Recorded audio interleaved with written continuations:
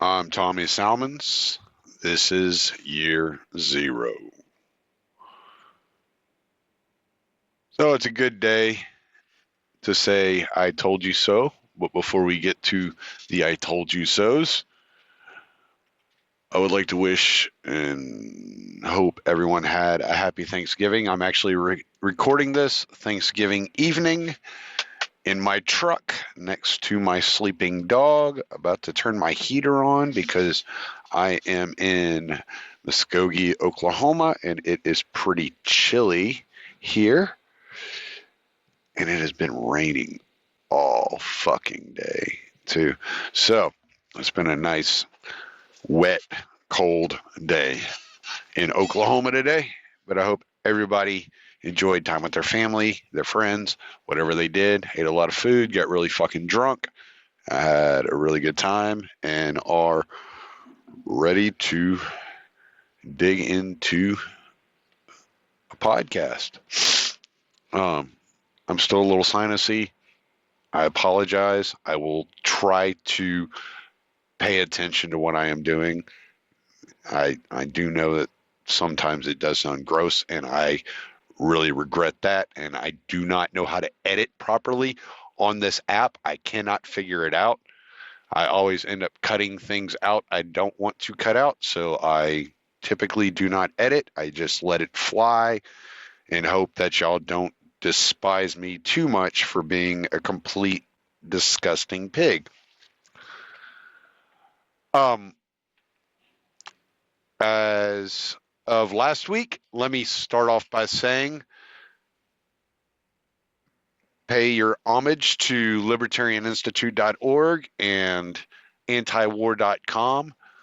There's always plenty of news stories and philosophical takes going up at both of the places, and they are two of my favorite places to read.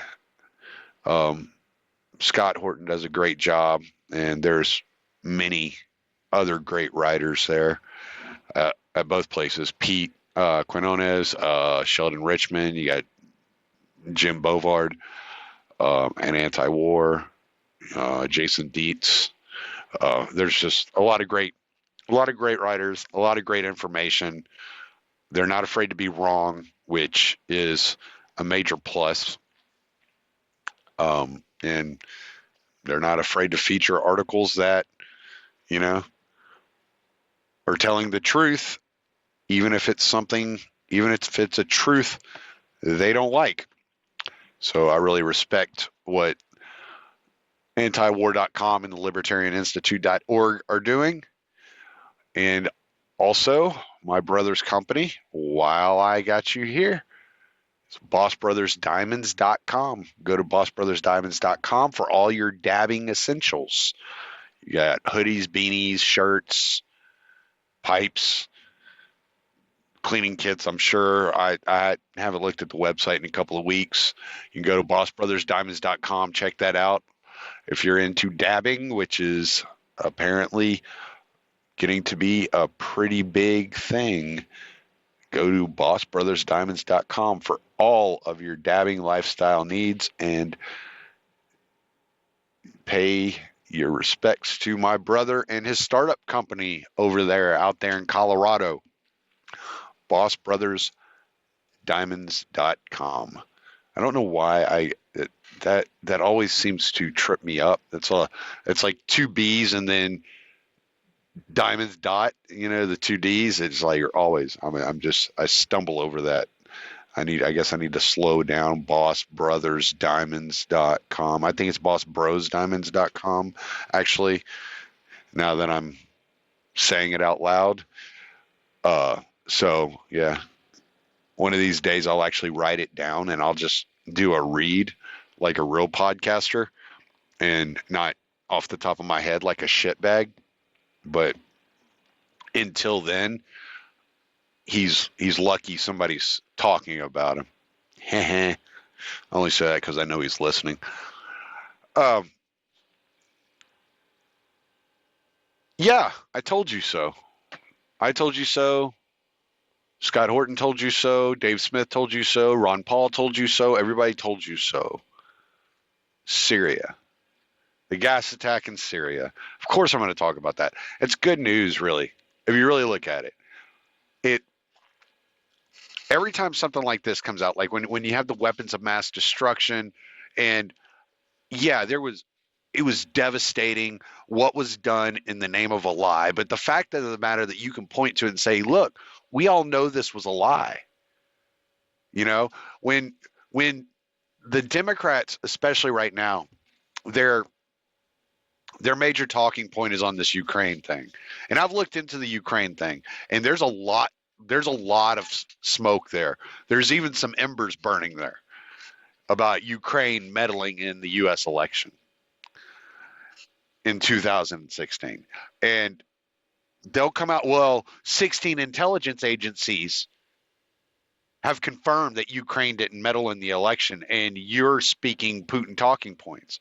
Yeah, 16 intelligence agencies also told us there were weapons of mass destruction in Iraq. They lie for a living. This is what they do. Okay? So if you're giving me that 16 intelligence agencies talking point, I'm just going to blow you off, because all you're doing is you're just repeating propaganda, and I don't have time to hear it. I've been reading on this stuff. I've been studying this stuff. I've watched documentaries on this stuff. I'm really trying to figure out what's going on here. And it's really interesting. It's super interesting. The entire story is extremely interesting. But they'll say the same thing about the gas attack in Syria. Well, WikiLeaks leaked the document, and WikiLeaks is a Russian asset or a Russian puppet organization. No, WikiLeaks has leaked plenty of documents on Russia. Go look up I think it's called the spy cables. There's millions of documents on Russia in WikiLeaks just from 2017. We're not talking about 2010, 2011, 2002. We're talking about recently, here in the last couple of years. WikiLeaks has done a lot of work on Russia, and they have released documents in regards to Russia. So don't buy that. It's bullshit. This is the talking point they were going to continue to use to demonize a journalist by the name of Julian Assange, who is going to die in prison for publishing war crimes that were committed by the United States. And yes, WikiLeaks leaked the email. WikiLeaks has also put out the whistleblower information on those coming out and saying, no, this is bullshit. This entire fucking case, the way that they put the information together, the way that they put the evidence together, it's bullshit. They did it intentionally. What they did is they said, okay, this is the ends that we have to meet. We reach our conclusion. Assad gassed his own people. Now let's find the evidence that proves that. And if we can't find the evidence, we are going to manufacture evidence, and we are going to leave out just enough to make it so obscure that it looks like Assad gassed his own people because we say so. And once again, the intelligence communities or the intelligence agencies are lying. Plain as day, they are lying. And they will keep lying. They're going to keep telling you these are Russian talking points. And they'll keep saying that for the next couple of years until one day one of them finally admits, well, yeah, that was a mistake. Just like they continued to push the narrative that there were WMDs in Iraq until one day, okay, yeah, that was a mistake. But by that point, it's no longer in the news. It's no longer an effective strategy to use because they've moved the goalpost. Shit, in Syria, they've already moved the goalpost so far away from Assad gassing his own people. Now we have to protect the Kurds. But it doesn't matter. We have the truth. The truth is out there now. So let's look at this email. This email is super interesting. So let's look at it. I got it right here on my phone. I got quite a bit of stuff here on my phone that I do want to look at because Caitlin Johnstone has done a couple of good articles on this as well in the last week. And let me see, is this it? Yep, internal OPCW email. So I'm not going to read the entire thing. I don't think it's necessary. I will put it in the show notes. You can all go and read it yourselves. We'll put it on the libertarianinstitute.org with as well with the show, and you can all go read it yourself. But there are some lines in here that I want to make sure that are highlighted here. So in the email that, and it's titled "Grave Concern About the Redacted Duma Report."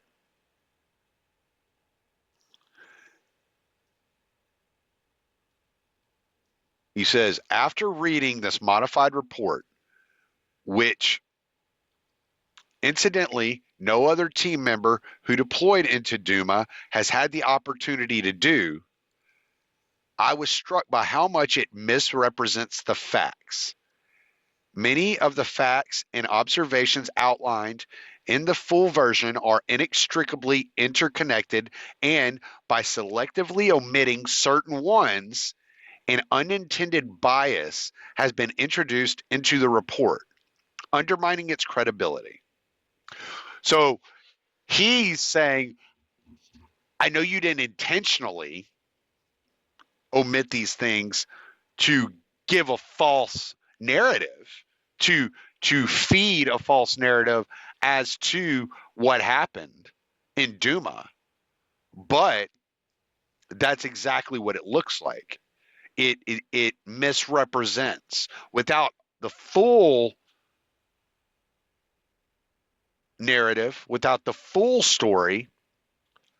You're leaving enough gaps in it where people can come to the conclusion that Assad gassed his own people.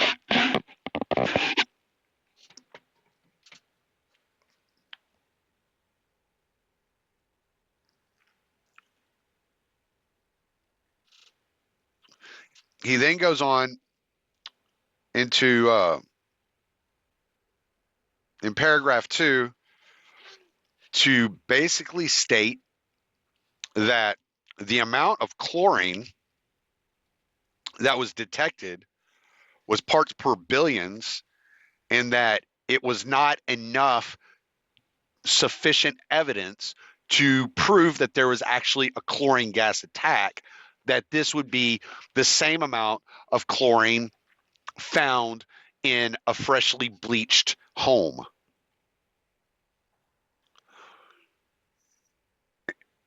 He goes on to say the redacted report states that the gas was likely released from the cylinders. The original report purposely emphasized the fact that although the cylinders might have been the sources of the suspected chemical release, there was insufficient evidence to affirm this. The original report discusses in detail the inconsistency between the victim's symptoms as reported by witnesses and seen in video recordings. Omitting this section of the report has a serious negative impact on the report, as this section is inextricably linked to the chemical agent identified. It either supports or detracts from the confidence in the identity of any possible chemical. The original report has extensive sections regarding the placement of the cylinders at both locations, as well as the relative damage caused to the impact points.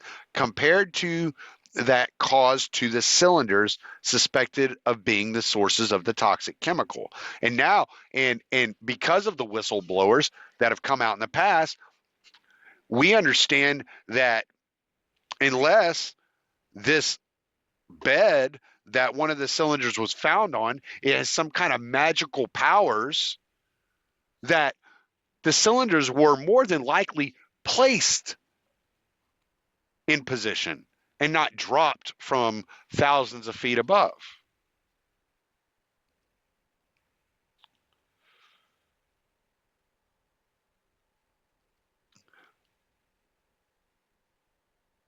He goes on to say in the last paragraph, just a little bit more. The original report contains facts and observations that are all equally valid. The fact that inconsistencies are highlighted or observations not fully understood does not justify their omission. The inconsistencies and observations are based on the evidence and data collected. Furthermore, further information in the future may help resolve them, but the fact as they stand at present will not alter and need to be reported. If the redacted version is to be released, I respectfully request to attach my differing observations in accordance with the spirit of paragraph 62, part 2 of the verification annex of the CWC. So that's the gist of the email. That's little segments I decided I wanted to read out of it. And excuse me.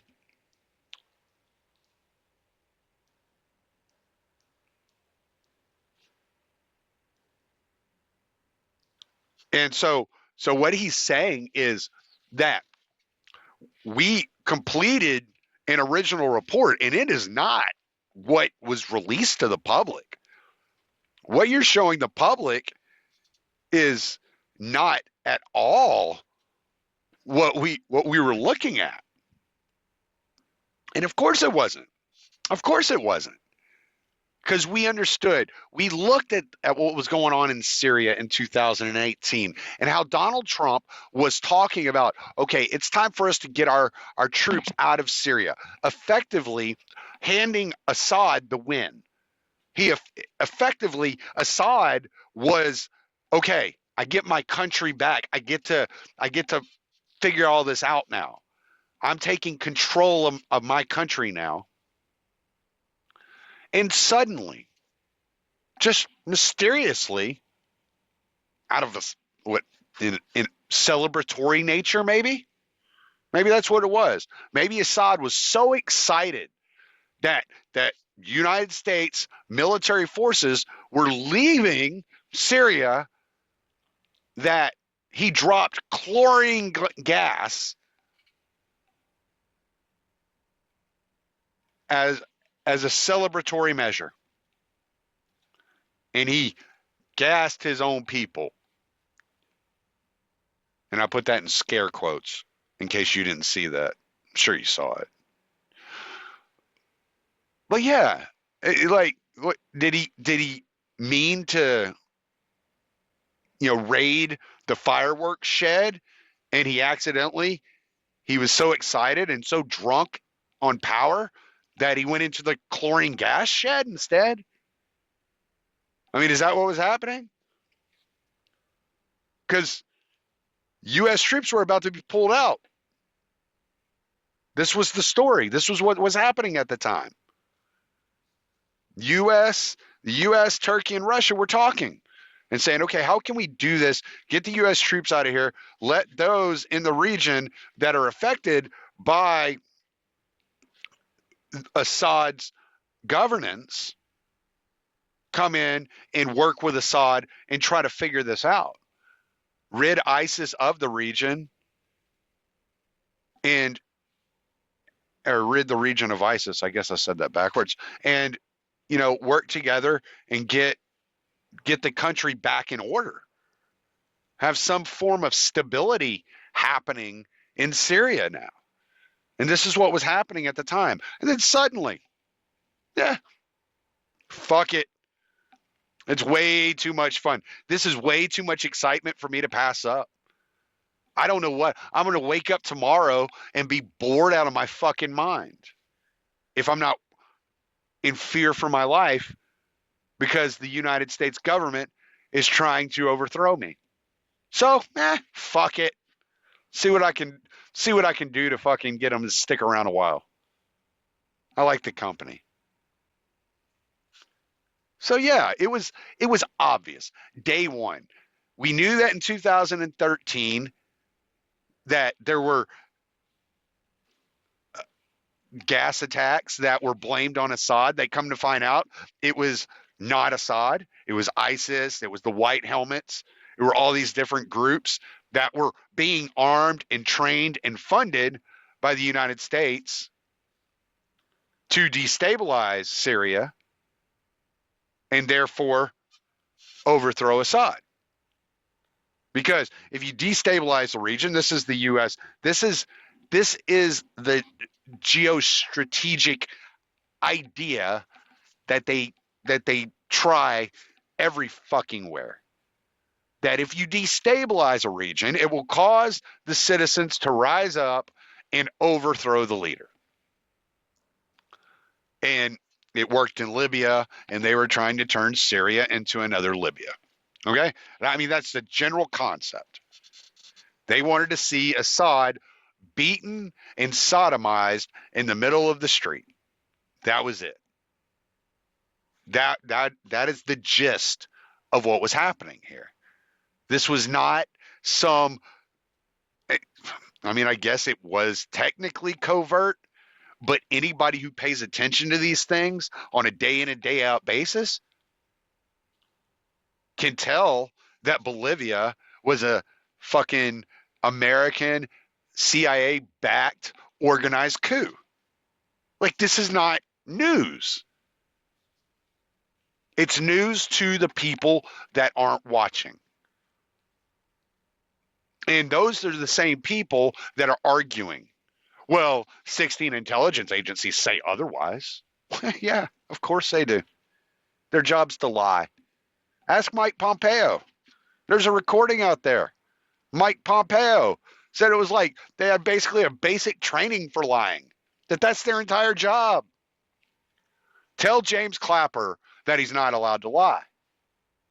Right? Or John Brennan. Really? They're not lying. They're incapable of lying. They're benevolent. They are the best of the best. And somehow, miracles happen when you enter the CIA and all your sins are washed away. And suddenly you have no more desire to participate in these worldly evils and all of that need and desire, that human lust for power just is gone. It's like you shed it as you walk through the door. Like a snake shedding its skin, you become anew. Yeah. Of course you do. Yeah. CIA the Father, NSA the Son, and FBI the Holy Spirit. Okay. Gotcha. But that's how these people sound. They're fucking stupid. They're brainwashed. I don't know. They're propagandized. They're brainwashed. They live in another world that suggests this omnipotent government is somehow the epitome of good. That every strategic move that these people have made is for the good of man and mankind. And so if you bring them to armswatch.com and you tell them Well, according to armswatch.com, the U.S. Interesting. This is what I'm looking for. The U.S. task force smoking gun is smuggling weapons to Syria. That new leaked documents show that there's a task force smoking gun that's been in Croatia since 2017 in support of the U.S. Special Operations Command Train and Equip program in Syria. According to leaked emails, Task Force Smoking Gun has been operating an arms depot in the Croatian city of Podhum, near Rijeka Airport, from the Pentagon-commissioned American carriers Atlas Air and Kalita Air. The weapons originate from Serbia. The buyers are 4 American companies: Sierra 4 Industries, Orbital ATK, Global Ordnance, and UDC. There's a British broker, Lynn Timkel or Timke, that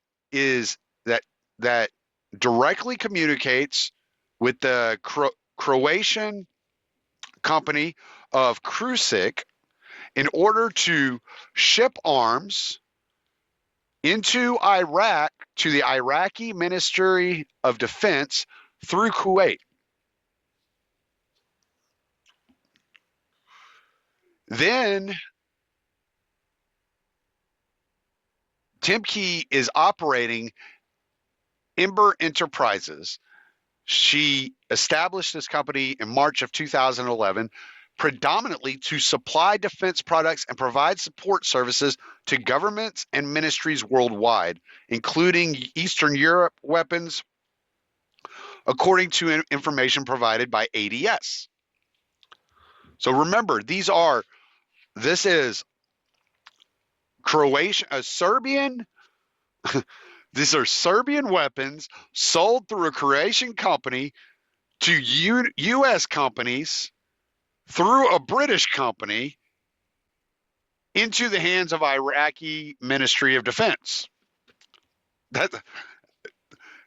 It's some kind of convoluted laundering racket. I don't know exactly the purpose of, maybe it's tax purposes, maybe it's, hey, we're just these U.S. companies are only organizing the deals and they're kind of like a third party, but they're really the procurer of the weapons for the Iraqi Ministry of Defense. It's really strange the way they're doing this.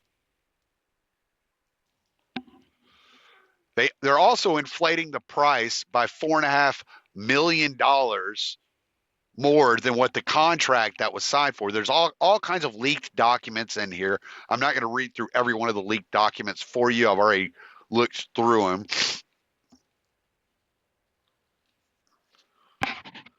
And then we're going to go down here. Okay, they're using these two from Rijeka Airport to Al Udeid Air Base in Qatar. These flights from Atlas and what was that other one? Kalita are being chartered. And what they're doing is they're constantly using the same flight numbers over and over and over and over and over again. So we got 7 different flights listed here for 15 or 16 different planes. You see what I'm saying? So they're doing this several times a week using the same flight number over and over and over again. So there's no record of like the amount of flights. Nobody can track exactly how many flights are going. What is leaked is the quantity of arms that are being shipped, and it's insane amount of of Serbian style mortars. Each flight is costing the American public $1 million per flight. Just keep that in mind. Leaked government official passports, yada yada yada. Okay, so these Serbian mortar shells are manufactured by Krusik, and they can often be seen in the hands of militants in Syria. So basically, there's no, as you read through this, you find out there's no like really end path. It doesn't really go through like where are these weapons supposed to be? Who is the stated goal? Whose hands are they supposed to be in, right? And so what she's covering in this article and pointing out in these leaked documents that they've deleted the end user. They've completely like just negated to state it in these documents. It's just blank slide. And what is provable, what you can find is that these exact model mortars, these Serbian style mortars made by this company, Krusik, are often seen in the hands of the al-Nusra Front and the hands of Al-Qaeda, right? And that it's all points to the fact that what the U.S. is doing is they are using these shell companies to procure weapons from Krusik, which Krusik was actually iffy about shipping these weapons into the Middle East because these U.S. shell companies had told them, well, don't expect the payments to come from us. The payments are actually going to come from this British company. And this British company is going to be wiring you the money. Well, Krusik's like, this is going to cause tax problems here in Croatia and in Serbia. We have to talk to the ministers and work this out through paperwork because this is really confusing and we don't want to get caught up in some kind of like bullshit tax scam, right? And the US companies are like, don't worry about it. It's all taken care of. We got this shit. We just need you to ship these arms. Make sure you're shipping these thousands and thousands. I think it said something like up to at this point 227,000 fucking different types of mortars. It's like, well, it's 3 different sizes of mortars, but it's like over 200,000 of them or something like that. And they're like, just make sure you start shipping these fucking mortars. And somehow, from this point, these mortars are shipped into Qatar, through Kuwait, into Iraq, and then seen in the hands of Al-Qaeda and al-Nusra on a regular basis. So as the mainstream and the corporate press is putting out all these stories about the Iraqi security forces going into Syria to fight ISIS, we're finding out that the weapons the United States is shipping into Iraq are ending up in the hands of Al-Qaeda and al-Nusra in Syria. And not just Syria. There are 3 stories that are related to this.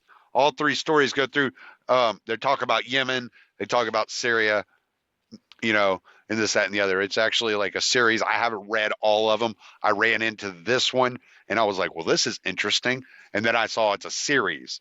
So I'll be getting into that later on. So this is what we're dealing with, though. So it's the continuation of the arming terrorists. All right. And this is why Tulsi Gabbard's bill, the Do Not Arm Terrorists bill that she brought into Congress, was kicked out, was booted out. Because these United States shell companies are getting rich off of arming these terrorists.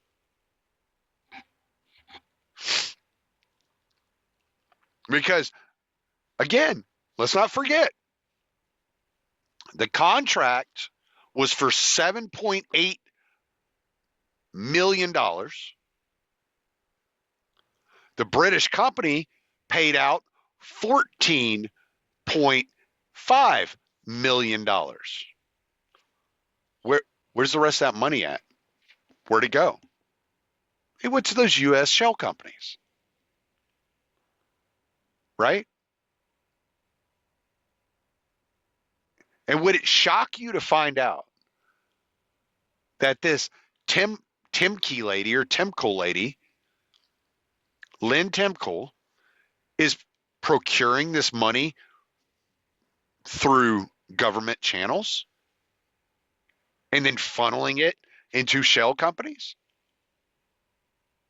Would that really be a huge surprise? Would it be a giant surprise if we just found out that this was Saudi money? Would it? Would it be a huge surprise if we found out that Task Force Smoking Gun was just an extension of Timber Sycamore? The Saudi-Israeli American plot to destabilize Syria and start a civil war in Syria? Would any of these things actually surprise you?